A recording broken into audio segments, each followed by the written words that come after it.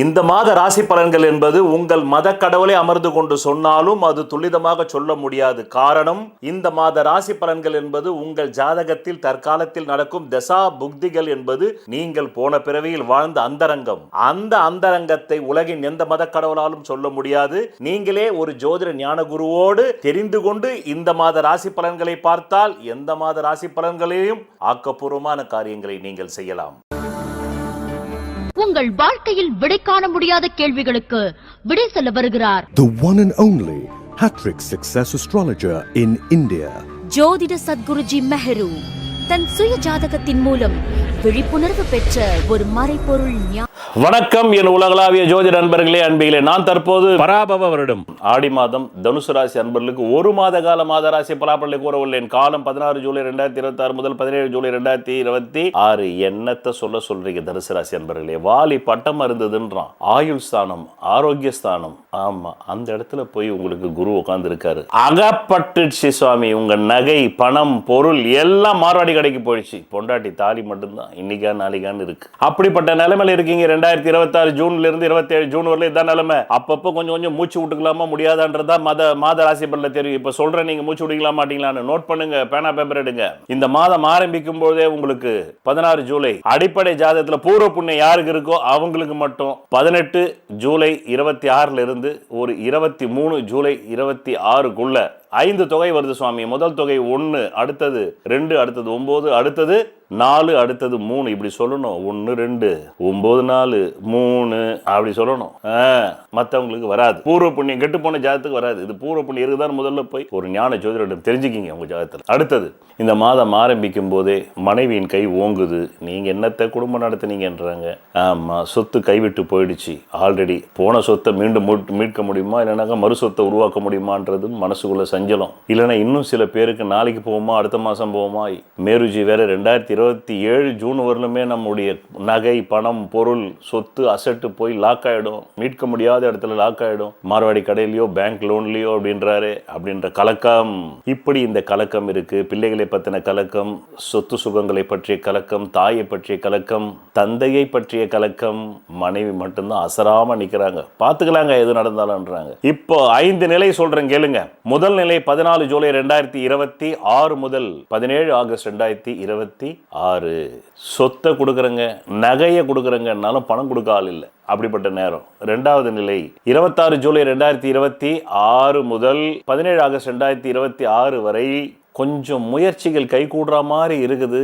ஆனாலும் கைக்கு அகப்பட்டது வாய்க்கு அகப்படல. அப்படிப்பட்ட நிலை.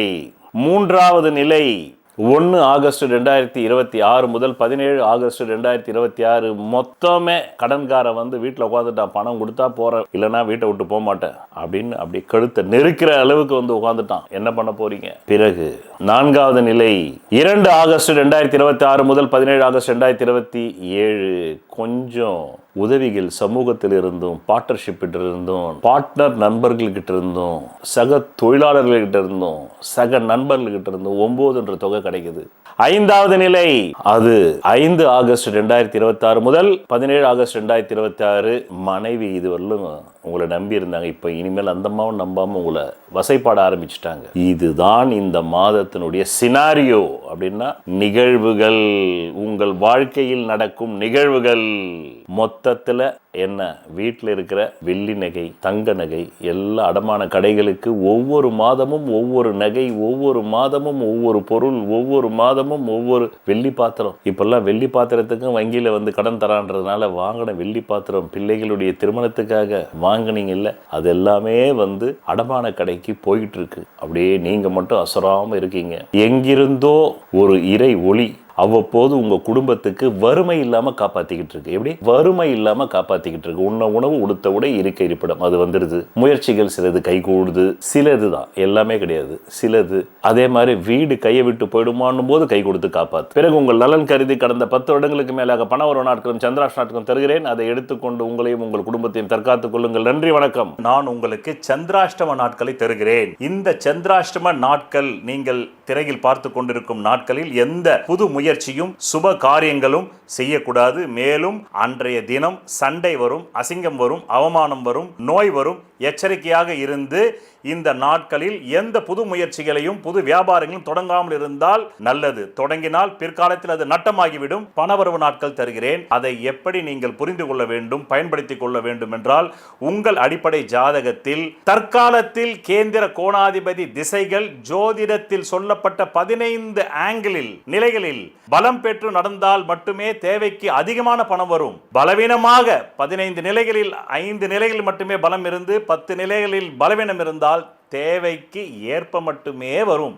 அது கூட இல்லை என்றால் தேவைக்கு மிக மிக குறைவாக வரும். இந்த திசை இல்லாமல் வேறு எந்த திசை உங்கள் ஜாதகத்தில் நடந்தாலும். நன்றி, வணக்கம். 12 லக்னங்களில் ராசிகளில் பிறந்த ஒவ்வொரு தனி மனிதனின் சுய ஜாதகத்திற்கென்று ஒரு தெய்வம் பூர்வ புண்ணிய அதிர்ஷ்ட தெய்வமாக வரும். அந்த தெய்வ டாலரின் பிம்பத்தின் பின்புறத்தில் அணிபவர்களின் ஜாதகத்திற்குரிய அதிர்ஷ்டத்தை அளிக்கக்கூடிய 4 வித ரத்தினங்கள் மூலிகை கலந்ததை பதித்து நெஞ்சுக்குழியில் அந்த ரத்தினங்கள் பதியும்படி அணிய வேண்டும். அப்படி அணிவதால் மட்டுமே அந்த ஜாதகத்தின் தோஷம் நீங்கும் என்று ஜோதிட சாஸ்திரத்தில் மிகவும் பழமையான ஜோதிட நூலான சாராவளி கூறுகிறது. இந்த நூலை எழுதியவர் ஸ்ரீ கல்யாணவர்மனார் ஆவார். அந்த நூலின் ஆதாரத்தின்படிதான் இந்த பூர்வ புண்ணிய அதிர்ஷ்ட தெய்வ டாலர் ஜோதிட சத்குருஜி மெஹரு அவர்களால் செய்து தரப்படுகிறது. ஆதாரம் நூல் சாராவளி. இயற்றியவர் ஸ்ரீ கல்யாணவர்மனார். தமிழில் பக்கம் 12. ஜென்ம லக்ன ராசியினுடைய நிறத்தை அனுசரித்துத்தான் அந்த ராசி அதிபர்களின் பிரதிமை பிம்பங்களை செய்து பூஜிக்க வேண்டும். அப்படி செய்து பூஜித்தாரேயானால் அசுரர்களை இந்திரனின் சைன்யங்கள் வென்றது போல சத்துருக்களை சீக்கிரத்தில் ஜெயிப்பார்கள். அதன் மூலம் அவர்கள் வாழ்க்கையில் சகல ஐஸ்வர்யங்களையும் பெறுவார்கள் என்று மேற்படி ஜோதிட நூல் கூறுகிறது. சொல்வதெல்லாம் பலிக்கும் அபூர்வ வாக்கு சக்தி பெற்றவர் மெஹ்ரு அவர்கள். உங்கள் வாழ்க்கையில் பணம், புகழ், பதவி, திருமணம், குழந்தை பேறு, உயர்கல்வி, வெளிநாட்டு யோகம், கலைத்துறையில் வெற்றி, அரசியலில் வெற்றி போன்ற இன்னும் எண்ணற்ற உங்கள் வாழ்வின் கேள்விகளுக்கு ஒரு மனிதன் அவன் ஜாதகத்தை எப்படி அறிந்து கொள்வது? கான்டாக்ட் ஜோதிட Sadguruji Mehru. Address Quality Complex, first floor, new number 45, wall number 12, Arunachalam Road, Saligramam, Chennai 93. Phone 04423760772. Contact 9952959962, 98409 57612.